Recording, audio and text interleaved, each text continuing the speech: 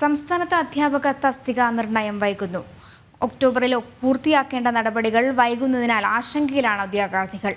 ആയിരക്കണക്കിന് അധ്യാപക തസ്തികകളാണ് സംസ്ഥാനത്ത് ഒഴിഞ്ഞുകിടക്കുന്നത്. എല്ലാ വർഷവും ഒക്ടോബർ 15ഓടെയാണ് സാധാരണ അധ്യാപക തസ്തിക നിർണയം നടക്കാറുള്ളത്. എന്നാൽ 2023-24 വർഷത്തെ തസ്തിക നിർണയം പൂർത്തിയാകാത്തത് സ്കൂളുകളുടെ പ്രവർത്തനത്തെയും ബാധിച്ചിട്ടുണ്ട്. വിദ്യാഭ്യാസ വകുപ്പ് തസ്തിക നിർണയ പട്ടിക പുറത്തിറക്കിയെങ്കിലും ധനവകുപ്പ് അംഗീകാരം നൽകാത്തതാണ് പ്രതിസന്ധി സൃഷ്ടിച്ചിരിക്കുന്നത്.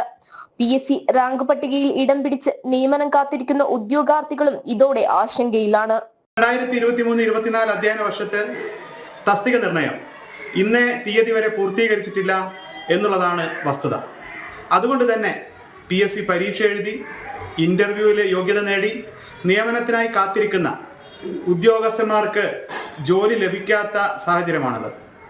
PSC നിയമനത്തിനായി കാത്തിരിക്കുന്ന അധ്യാപകരോടുള്ള ഈ സർക്കാരിന്റെ ദ്രോഹ പരിപാടികൾ അവസാനിപ്പിക്കണമെന്ന് വർഷം തോറും ജൂൺ മാസത്തിലെ 6ാമത്തെ പ്രവൃത്തി ദിവസത്തിലെ വിദ്യാർത്ഥികളുടെ എണ്ണം നോക്കിയാണ് തസ്തിക നിർണയം നടത്താറ്.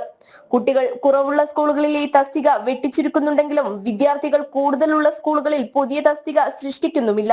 സർക്കാർ അടിയന്തര നടപടി സ്വീകരിക്കണമെന്നാണ് ഉദ്യോഗാർത്ഥികൾ ആവശ്യപ്പെടുന്നത്.